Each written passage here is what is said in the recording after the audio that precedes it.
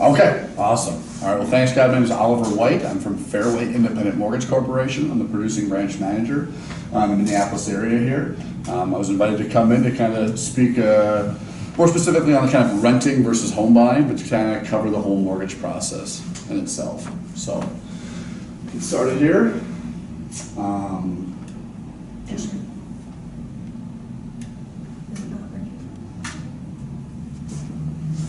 Here we go. Now, here we go.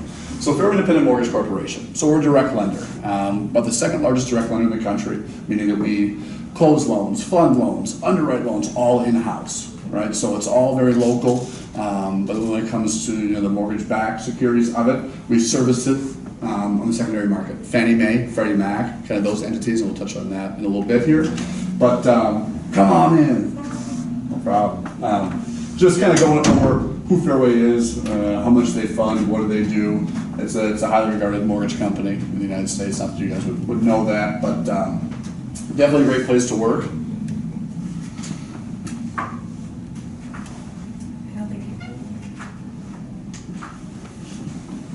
Purchasing a home, definitely scary, right? Stressful.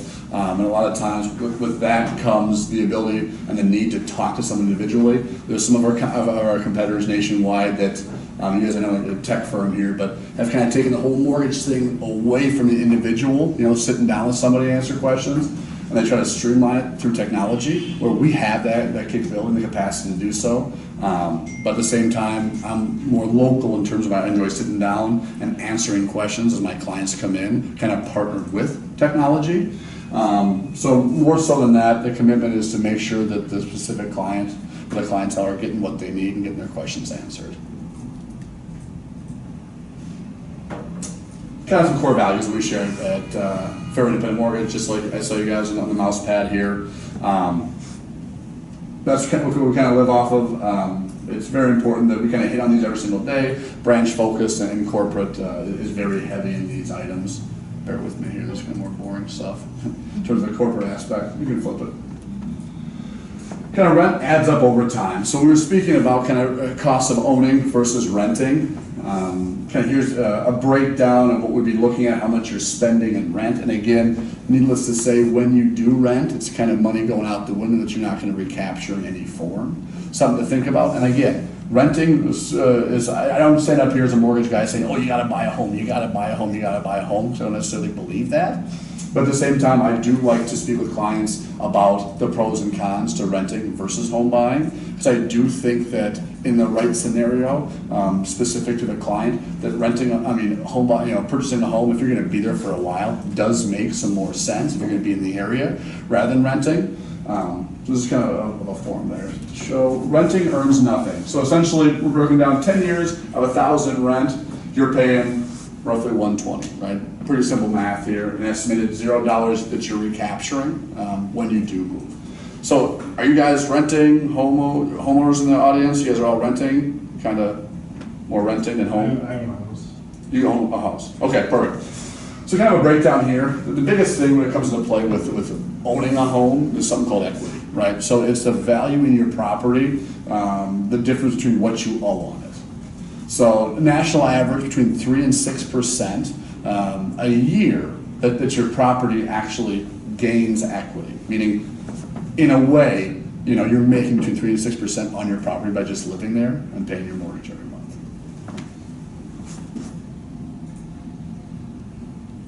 Perfect. Why rent when you can own? Again, kind of a breakdown. You guys can visually see this following along. Kind of the pros and cons of what you're paying for rent and a cost of a home, what you could afford there. And again, other things going, down payments and loan programs and what have you. But it gives you the idea that if you're kicking around the thought of purchasing a home versus renting, kind of what you'd be looking at from a monthly cost perspective. And again, I would like to preface, home buying isn't for everybody, right? So that's why it's really important to actually sit down, crunch the numbers, get a game plan and where you're going to be in 3, 5, 7 years, see what makes the most sense. Benefits of home ownership, obviously financial health and wealth, meaning, when it comes to, we were looking up some stats a few days ago, homeowners, because of the equity they have in their home, have a lot more wealth entirety because equity is essentially your money when you do sell, opposed to renters. If you can believe this, national average, renters have about $5,000 in true wealth. Okay, obviously it's probably skewed for this room, but as a national average, when you rent versus when you own a home, it's pretty drastically different in the wealth category and how much you actually have. Definitely the federal tax deductions, and again, I'm not a CPA, so I can't speak too much of that, but as more times than not, the equity in your property is going up every year between 3 and 6%. You have a home that's worth $200,000 when you buy it, the next year it's worth $206,000. So on and so forth. So if you're there for 5 years, you're putting some money in your pocket when you do go and sell the property. And again, not always is a trend so aggressive as 6%, but the national average over the last 45 years has been between 3 and 6%. Yep. What conversation do you have with potential buyers when you're with the federal tax deduction? Because of the standard deduction now, it pretty much negates that. And again, like this, putting this together here. Prior to, I think it's slides from 2018 with the updates, haven't updated for the Trump's Tax Act. But it's something too where home equity line of credit, home equity line of credit, second mortgages and whatnot, you can still write off some of that interest. But again, I revert back to the CPA in terms of whoever your personally is, in terms of what real possibilities of the deductions there are. So, and again, we always talk about it too. It's kind of cliche and whatnot, but a lot of my clients like to own a home because it's theirs, right? Paint, carpet, they can do whatever they want. They can renovate the home, they can add, they can subtract and so forth. With renting, it's tough to do that without asking for permission. So people say wrong questions. I more or less say these are important questions. It's just more or less what we're looking to do because every client is different. So, and that's the kind of a tougher thing for especially first-time home buyers, where they call me up and say, "Hey, Oliver, what's my interest rate?" I don't even know this guy from John Smith. And they say, "What's my interest rate?" I say, "It's a great question, right? What's your credit scores? How much you putting down? What loan program? How long do you want it amortized out? So on and so forth." Right now, we're in a 2-year low, so we're shaping up to have really competitive interest rates, the lowest we've been in 2 years. It's a prime time to buy right now.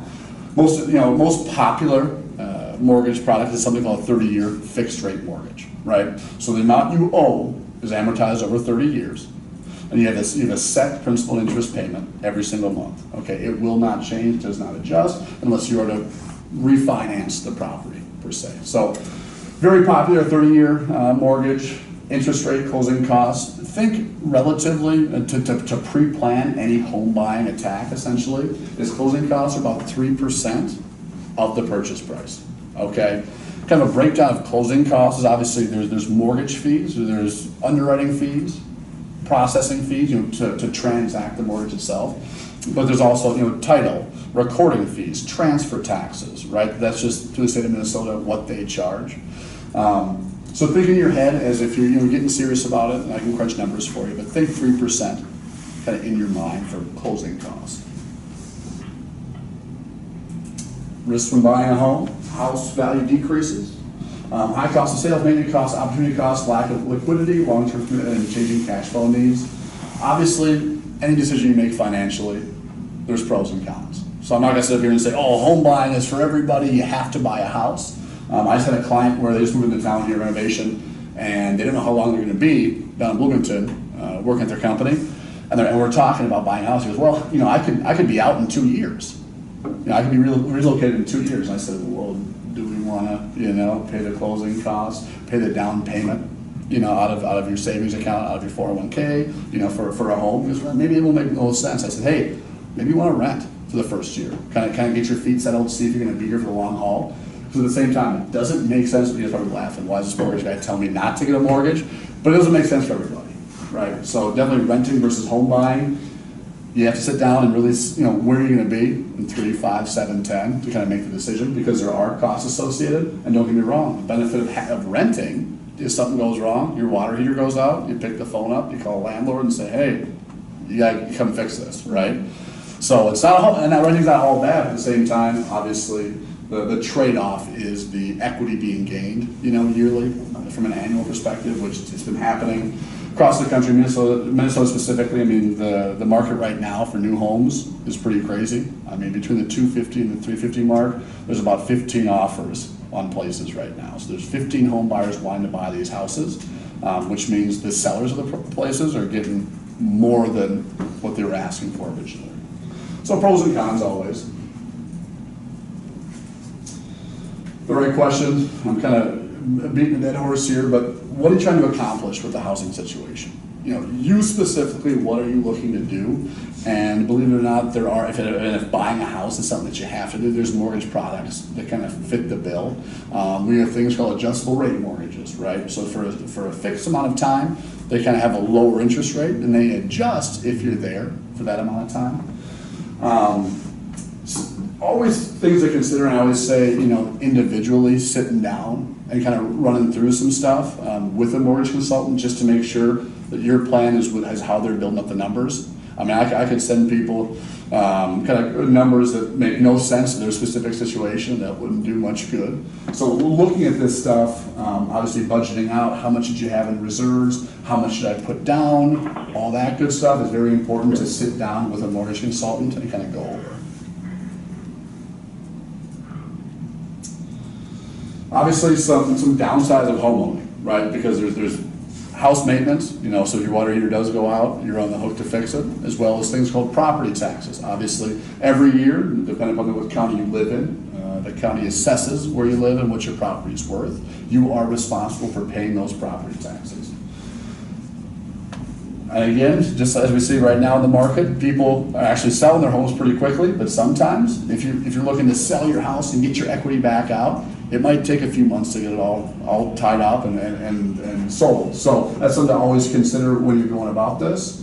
Less mobility, obviously with rent, you can usually give a 60-day notice or whatnot to get out if you're moving, or if you're grooving. So here, you can't really tell yourself that you're getting out, you're gonna have to sell the property or find someone to come and rent from you. And equity can drop. Even though the last 30 years we're trending up and you're usually building 3 to 6% a year in equity, it's not to say it's a for sure thing by any means. Stability, great investment, equity can build.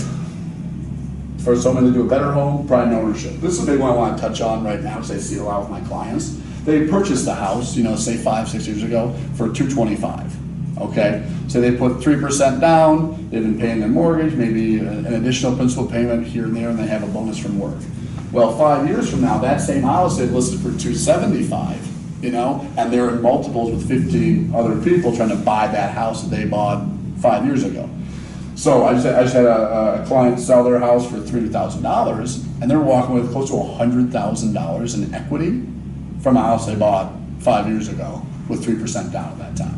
Something to think about, right? So it's not like everybody's gonna go along with that kind of trajectory, but it's something to really think about, because what they're doing now is they're buying a much larger house, much more expensive house, but their out-of-pocket costs are totally negated because they're just using the equity, and they're keeping their overall monthly payment around the same as their original house, because they're allocating all those the equity funds towards a down payment to keep their monthly payment low. So again, definitely something to think about if you're saying, hey, I'm buying a home, I'm going to be here for a while. Kind of what were the pros there? I just saw it firsthand, and I was ecstatic for him because he didn't quite believe it, So biggest myths when it comes to buying a home, and again, this is for people that say, hey, renting's not for me, I am going to buy. Everyone assumes you got to have perfect credit. Well, perfect credit obviously helps the situation. An 800 FICO score to a 600 FICO score, needless to say, from a risk-based standpoint, that's a lot of what mortgage is, you're going to get better terms than an 800 FICO. Because to have an 800 credit score, that means you paid your bills on time, didn't miss payments, didn't overutilize any revolving debts, so on and so forth. But me specifically, I can get homeowners into homes with a 580 or above credit score. A lot of people say 580, that sounds pretty, maybe pretty low, or that sounds pretty risky. It's a risk-based assessment. That person at a 580 credit score is going to have to come up with more of a down payment, right? They're going to have to come up with, obviously, more costs to transact, right? As well as the interest rate isn't even going to be comparable to someone with an 800 FICO score. So again, you don't need a perfect score. Does it help? Absolutely. But that's not to say that we can't kind of help any and all people that really want to purchase a home. 20% down.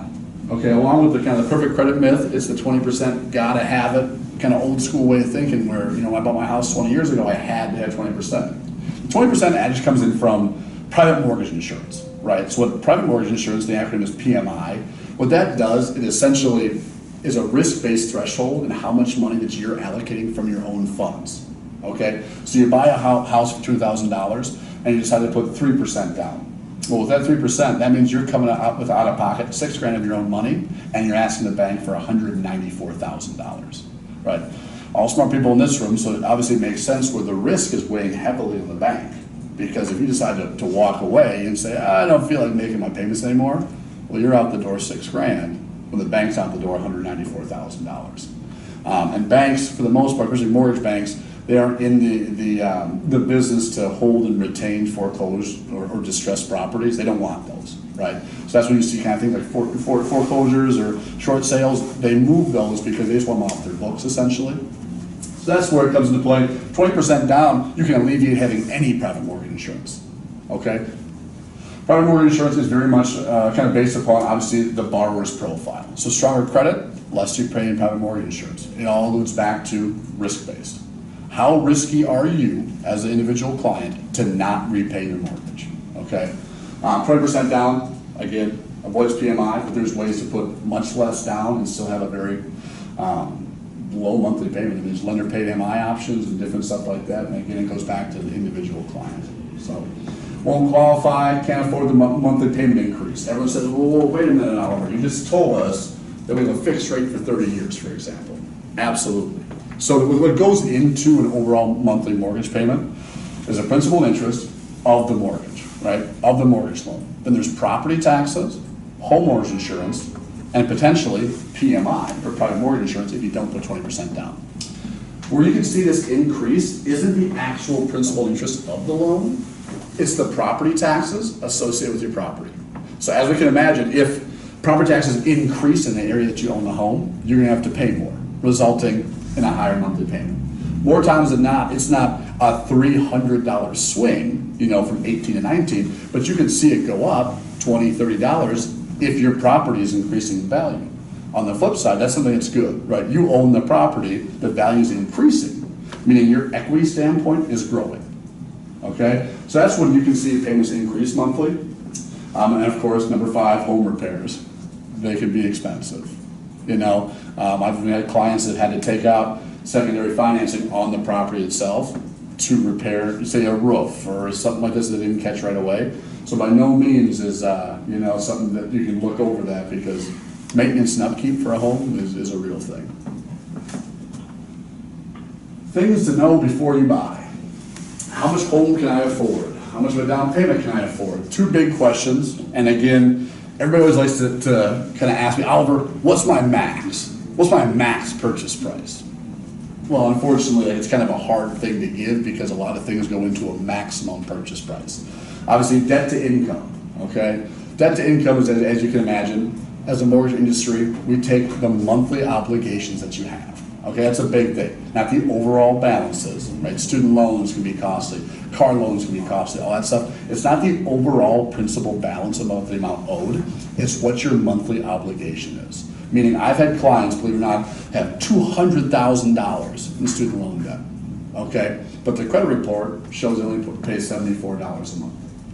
But by mortgage federal guidelines, we use the $74, okay? Even though we know they owe $200,000 in student loan debt. So when we determine a debt to income ratio from the mortgage side of things, just think of your monthly obligations. Credit cards, more times than not, you might have $5,000 on a credit card, right? But the minimum payment every month could be $34. And that's what we use to qualify from a debt to income ratio standpoint. So we take the gross monthly income, okay? You make $5,000 a month, that's what we're using. We don't net it out, we don't minus out 401ks or medical, anything like that. We take the gross monthly income and we divide it by what the new payment's gonna be, plus all of your monthly obligations, okay? We gotta stay below 50% of that. And again, just because I can go up to 50, I very rarely do. right? Because the last thing I want to do is set my clients up for maybe financial distress in the future when half of their gross income is going to all their bills and their new home. But again, something to really individually sit down with a mortgage professional to kind of see what makes the most sense. Because more times than not, say a husband and a wife are buying a home. Just the husband's on the mortgage, he might be at 48%, but I know there's secondary income coming in for the household. So it's all definitely situational based. How long do I plan on owning this home? This is a huge question I always ask clients, and they're always like, well, why? It's like, because there's ways to obviously get you into a home with lower costs, as well as set you up for a long play if you're gonna be there to have a lower monthly payment. There's items called lender paid mortgage insurance, meaning you might take a smidgen of a higher interest rate at the get-go to avoid paying private mortgage insurance altogether, right? So that's a big question to ask. I know I've been hitting on it, but that kind of will steer in which direction your mortgage professional should take you when talking about, I want to buy a house and I'm going to be there for X amount of years, okay? National average, believe it or not, you buy a house, everyone 30-year fixed rate mortgage, the national average about 5.5 years, they either refinance or sell at home. So everyone's so focused on 30-year fixed, I'm going to be there for 30 years. More times than not, you're not, you know? So you're not there for the long haul. So it's definitely something to consider and be realistic about when you're thinking renting versus home buying. We just kind of hit on it. Kind of the biggest factors that will affect financing, okay? Debt to income ratio, assets, debt, credit, and affordability. So when it comes to mortgages, kind of in a nutshell, we have set guidelines. So Jill Smith and Joe Smith, we look at those people as person A and person B, right? There's obviously some common sense to it, but for the most part, there's things that we just can't get around, right? Debt to income ratio. Someone with an 85% debt to income ratio, they're not going to qualify anywhere, you know? Assets. There's got to be some proof of having money saved, having some reserves to obviously make the mortgage make sense, right? Debt. You can't have an extreme amount of debt from a monthly obligation perspective and purchase a home. Credit, the higher the better. You will see much more favorable terms the higher your credit is. Credit is essentially direct risk-based, right? So if you've been paying your stuff on time and you're responsible with your debts and your credit's been increasing, you will see more favorable terms. And that's not just at Fairway, that's anywhere you go. With that being said, products, programs always differ. So again, it's a really an individualistic approach, in my opinion, that when you do go and buy a home, you want to sit down with somebody and crunch the numbers and go over individual questions for individual borrower scenarios. Credit score, we touched on it, I won't bore you too much here, but poor, fair, good, very good, and excellent. As we go up here, again, you'll see better fees, better interest rates, you know, kind of in the middle, you'll see kind of middle of the road interest rate and fees, and down here, very specific. So these are what they call manual underwriting, where if they meet kind of some of the criteria, we'll introduce the loan to a live human person to review and say, I know this person might have a 550, but they have $80,000 in the bank. The derogatory events happened 10 years ago. You know, have they situated themselves to repay this over the next 30 years? That's kind of like a little sheet, a little spreadsheet there for your knowledge. Everyone always asks me, what makes up my credit score? I saw on Credit Karma that I'm an 800, but Oliver, when you pulled my mortgage report, I'm a 745 mid-score, right? They say, well, how is that different? There's different ways of reporting, and with a mortgage credit report, it's the most conservative because the debt that obviously I deliver is one of the biggest that you're ever going to have, right? So this is kind of a breakdown of how TransUnion, Experian, and Equifax put into play how they're generating your scores, okay? So when I pull scores, they essentially repeat in arrears, meaning every single month as you pay down or you overutilize, whatnot, they can change quite a bit. Very rarely do I see any of the three scores the same, and the algorithms that they use are based upon this. But again, credit is definitely something that if you're thinking in your head, well, I don't have the greatest credit right now, how do I boost it up before I buy a house? That's something I can definitely help with too. Believe it or not, there's some real easy stuff that you can just tweak on a credit report to get those scores up, to put you in better qualifying range for better fees and what have you. So, with that being said, a little quick trick here is revolving debts. So revolving debts are a credit card, right? Say you have $5,000 that's available to you to use, and say you use $2,000 of it, but then you have to pay it off, and then you can reuse it again. That's a revolving debt. When we have installment loans, like a mortgage or a car, where you have a set $10,000, and you've promised to repay that $10,000 over 5 years. All right, paying those installment loans off, believe it or not, early, don't really positively impact your scores. Make sure you're current on those, you're not missing payments on installment loans. But in order to, if you want to hop up, and kind of jump your credit scores, what I'd recommend doing is never overutilizing 30% of the allowed credit. So for example, you have a Discover car that has $10,000, as a credit limit on there. I personally would never use more than $3,000 a month in a billing cycle. It's all about responsibility of the revolving debt. I wouldn't do it. I had a lot of friends say, hey, Oliver, we just bought a house and we're going to buy some furniture on this credit card. I said, okay. They said, well, it's interest-free if you promote it. Okay, I said, okay, sounds great. What I'd recommend doing is requesting a credit increase. So they're gonna put $3,000 on a $4,000 credit card. The utilization is extreme, right? It's much more than 30%. Whereas if they put $3,000 on a $10,000 credit card, the bureaus are still reporting that they're underutilizing their revolving lines, which will obviously help boost their scores. Any questions about that stuff, or not really? I know, pretty boring. Next one. Monitoring credit, paying all your bills on time. This is a big one. This gets a lot of people in trouble. Co-signing for loans, right? Family, friends, all that good stuff. When you're co-sign, I get a question all the time. Well, no, I co-signed for my son. He's responsible for the payment. It's like, well, because you're co-signed, you're responsible too if he doesn't make a payment. So those 3 lates that he's had recently, they're dinging your credit just like they're dinging his.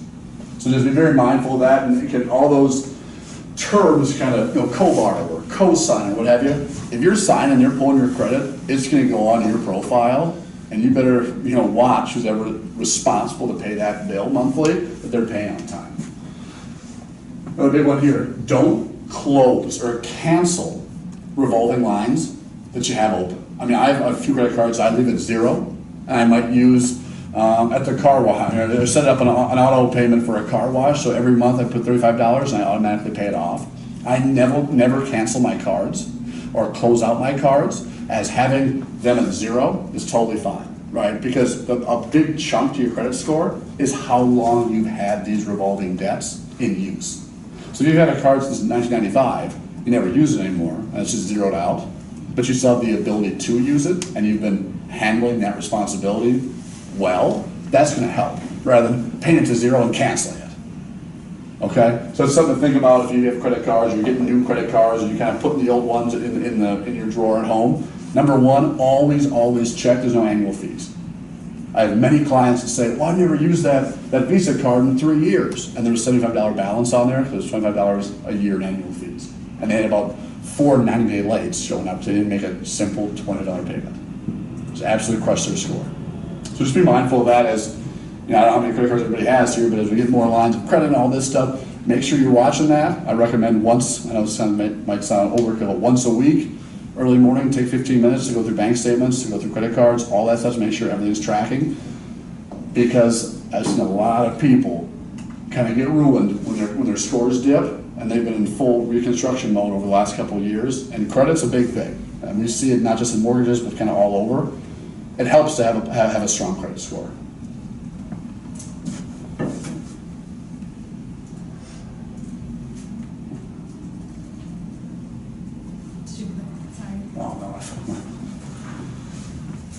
Kind of hitting on this, I won't go too much into detail here. Paying off and closing a credit card will increase your score, won't happen. Paying off an auto loan or student loan installments is not going to increase your score. Opening a new account doesn't always necessarily hurt your score. And having too much credit will hurt your score. Some kind of myths when it comes to this. Kind of take a quick peek, and again, if any questions at the end, I can hit on that. But super fun stuff. Principal, interest, taxes, and insurances, right? So mortgages, unlike rent, landlord says $1,500 a month. You pay us that, and you essentially don't have no idea how much he or she is keeping for themselves, allocating to whatever mortgage they have on the property, so on and so forth. When it comes to a overall monthly mortgage payment, PITI, you'll hear the acronym quite a bit, principal, interest, taxes, and insurances. This is what all goes into your monthly payment, okay? So you could have a $1,500 a month payment, and $1,100 or $1,200 could be a principal, right? Principal interest, kind of together, it's $1,200. And the amortization of that's going to depend on what payment you're on from your 30-year AM, for example. But then we have the extra money of the $1,500. Well, hey, Oliver, you know, only $1,200 is going to principal interest. Where's the rest of the $1,500 going? Right here. Okay? Taxes. Again, we can't touch on it a little bit, but you own a home, say Minnesota, say Hennepin County, there's going to be assessed what your property is worth, right? Just death and taxes, right? Two things for sure. Taxes on your property to be assessed every year. You'll get a bill in the mail. I have clients come up and say, Oliver, I just got a bill for $4,000. I'm freaking out. What's the deal here? Well, more times than not, it's not an actual bill. It's for your records. The bill is being paid throughout your monthly payments every month, right? So we collect and then we disperse in May and October in Minnesota for people's property taxes. Then insurance. Think about buying a car, you're taking a loan out, you gotta have insurance in the car. Because if you crash the car, you wreck the car, all that, the bank's out of money, right? You borrow 10 grand for a new car, you crash it, you have to have some way of repaying the bank the collateral. Same principle applies. You gotta have homeowners insurance on a property if you have a mortgage on it. And I can always laugh. Someone said, I'm gonna cancel this, I just paid off my house. I said, your house is worth $400,000 and you're trying to save $100 a month. And it's a huge asset for you. And what if a fire or thunderstorm came and just ruined your house? Right? Something to think about. Like, you're always going to have insurance on your home because it is definitely a source of wealth for people. Equity. Financial interest in the property. Equity is the amount still owed in the mortgage. So it's that equity gap that we like talking about. So if your house has $100,000 owed on it and your house is worth $200,000, you essentially have that $100,000 in your mind. Obviously not in your bank account, right? But if you go to sell the house, or even essentially refinance the house, you can tap into the value of the property. So more times than not, I do purchase transactions as well as refinance. And refinance is you take the terms that you're in right now and we look to either save money, or the biggest thing right now because rates are low is to pull money out of your home, right? So people will say, well, Oliver, I need $80,000 for a new deck in a theater room. We just have one of these guys, right? So I say, okay, let's re-app you up here. Let's see what kind of interest rates we can kind of give you to see if this makes sense from a monthly payment perspective. The guy's like, hey, I don't really care, just as long as it doesn't jump too high, but I gotta have this theater room for the Vikes. I said, well, football season's around the corner, so let's get you your theater room. So right or wrong, this guy took 80 grand out of his house to build a theater room and a new deck. Meaning, obviously it's not realized capital in your savings account or checking account, but you go through the refinance process, we get an appraisal done on the property, right, to determine the market value, and then we can appropriately adequate any funds you want to pull out of your property up to a certain threshold. Any questions there? I know we're big stuff, we'll keep flying through. Housing expense ratio, percentage of gross monthly income budget to pay housing expenses. Again, we all know about cars and all that good stuff, adjustment credit report, but always factor into utilities. Right, lifestyle expenses. Everyone always asks me, well, you know, Oliver, can I actually afford this house? I said, I mean, on paper you can, but I don't know how you spend. You know, I don't know how you spend your money from a personal perspective, and I don't really dive into that. I said, you're very mindful of if you're asking that question, you know, you definitely want to. Is someone on the phone asking a question? If you're not asking for the wellness, then mute your phone, please. Right. Okay, continue. Yeah, I was going to say, just be mindful of all expenses going out the door every month, like utilities, cable, dining out, all that stuff that actually goes into repaying. Where people get in trouble is we're using gross monthly income to determine qualifications, meaning we're not taking out taxes, we're not taking out your 401k, we're not taking out medical, dental, any of that stuff. So it's up to you, you know, obviously to put together a spreadsheet, sit down with a mortgage consultant to figure out what you can actually afford.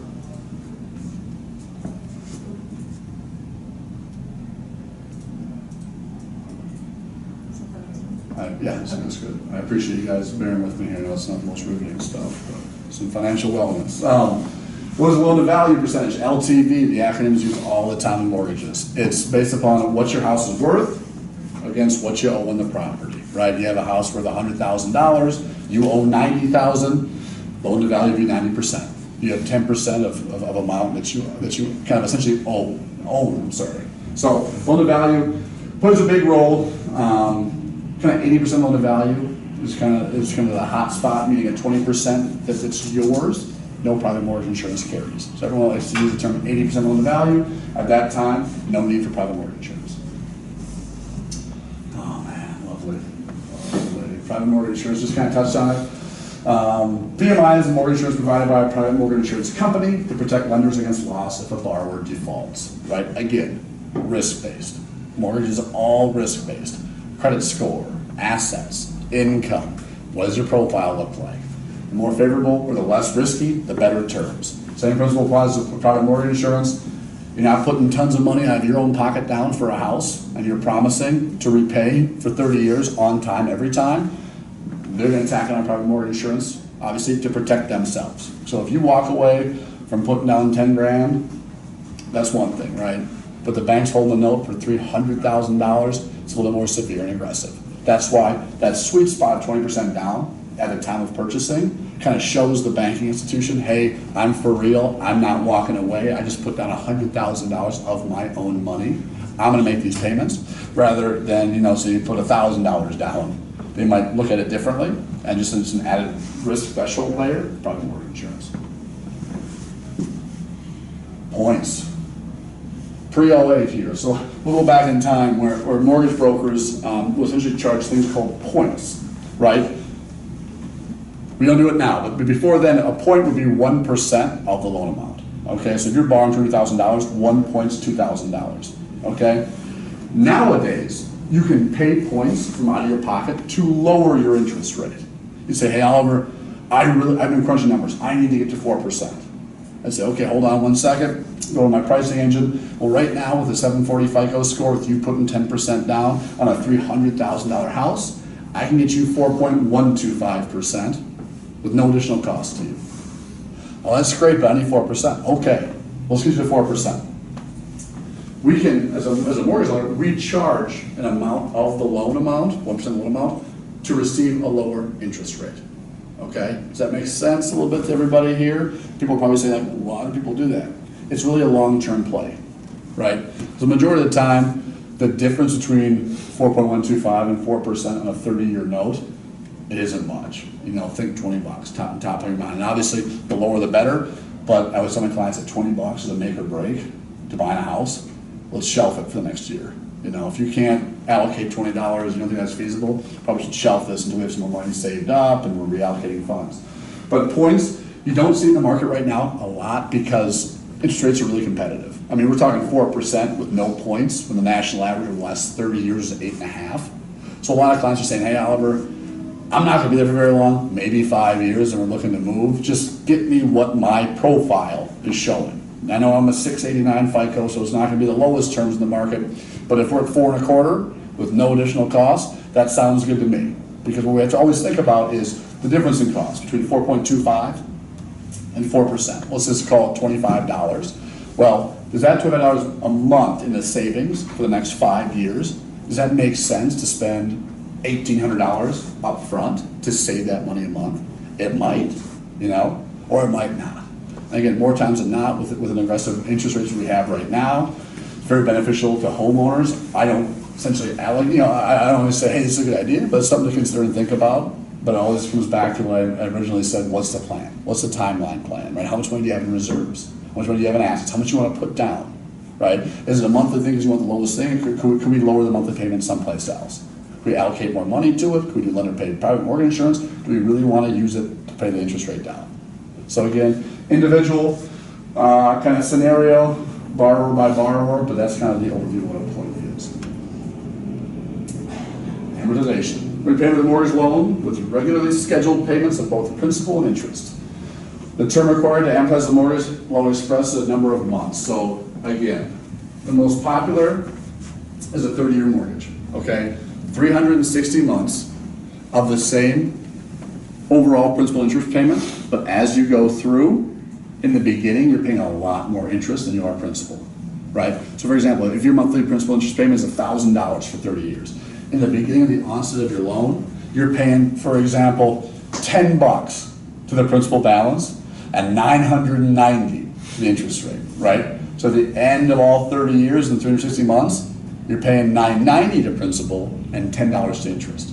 That's how mortgage amortization works, and more times than not, 30-year is the most popular. Needless to say, if you have the wherewithal and the capacity to perform and pay down your mortgage faster, a lot of clients will go with a 15-year mortgage. Typically, the interest rate's better, less risk, about half less risk. And obviously, the payments will go up substantially, but if you feel that confident in your ability to perform and repay that, it's always a popular choice.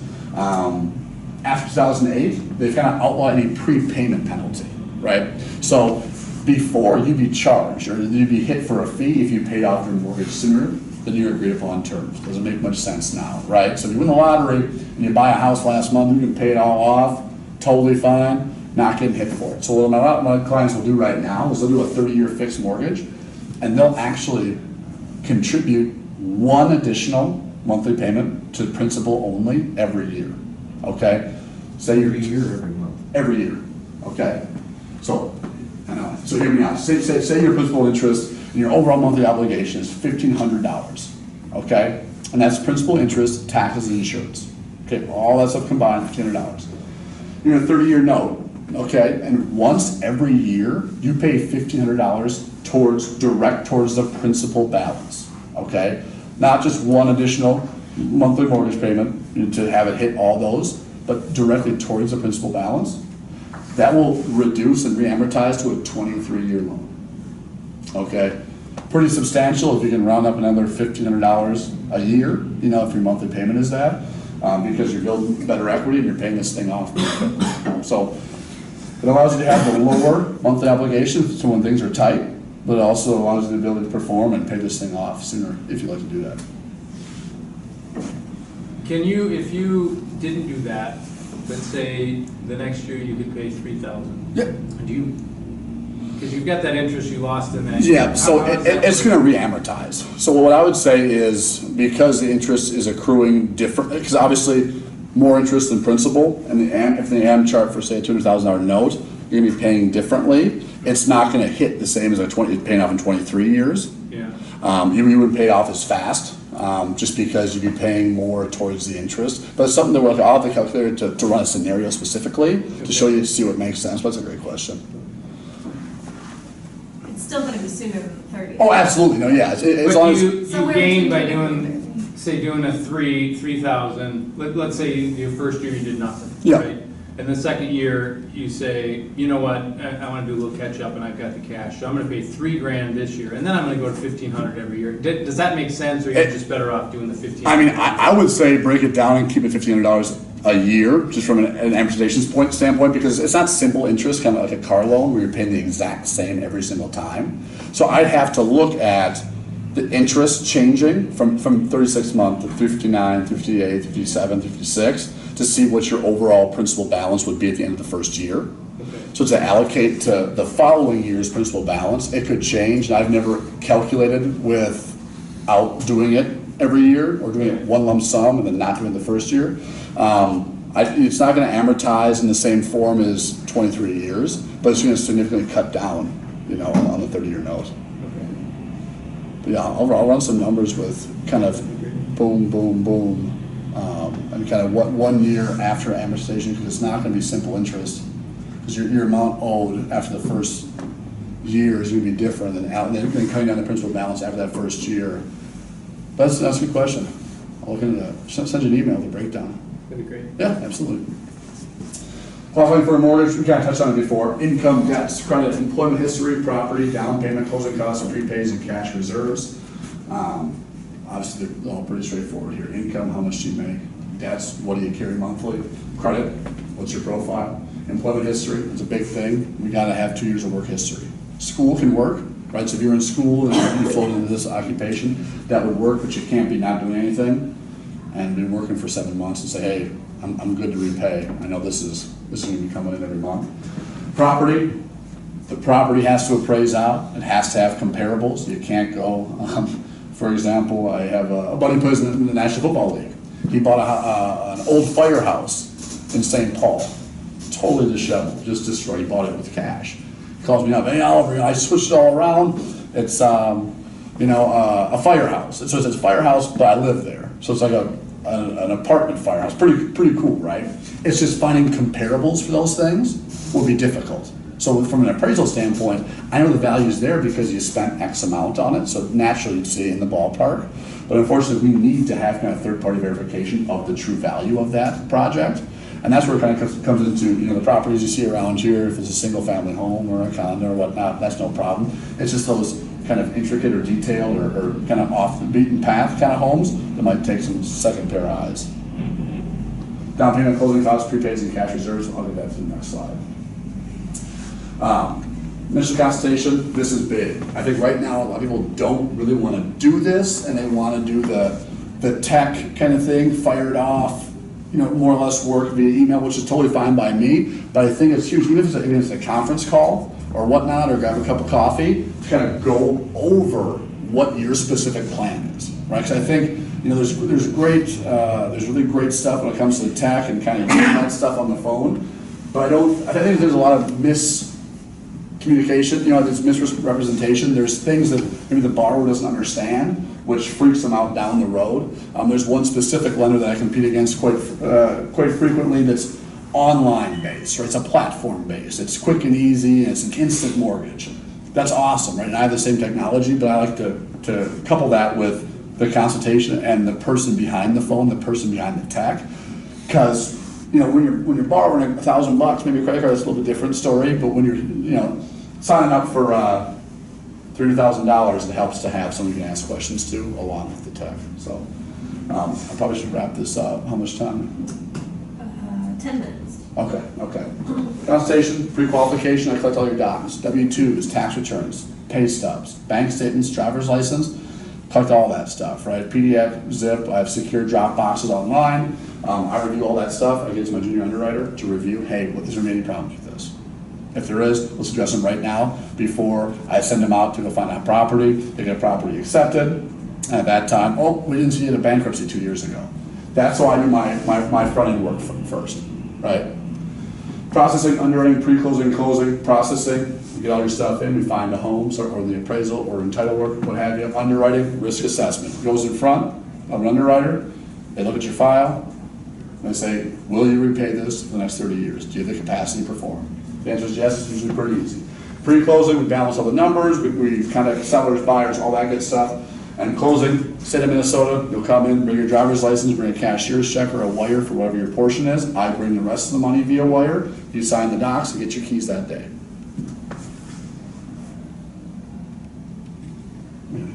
Initial consultation, sitting down, pre-qualification, send me your docs for review. I'll send the pre-qualification, the pre-approval letter to put offers on homes. Documentation checklist, I gave it to you guys in all those folders. Pretty simple stuff: W-2s, tax returns, pay stubs, bank statements, driver's license to prove who you are, that you are making what you say you're making, and you have the assets. You can go through there. Keep going. Yeah, just Okay. you right through it here. Okay.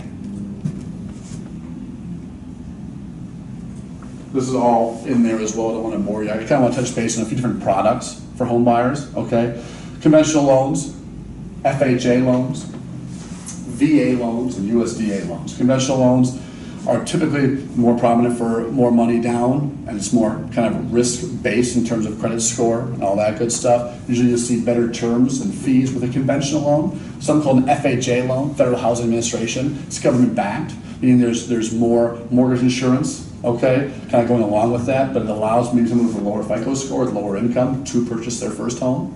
VA, Veterans Affairs, it's for veterans that serve in the military. It's a phenomenal program if you did serve. Something to highly consider if you're buying a home and you're a veteran, is to look at a veterans.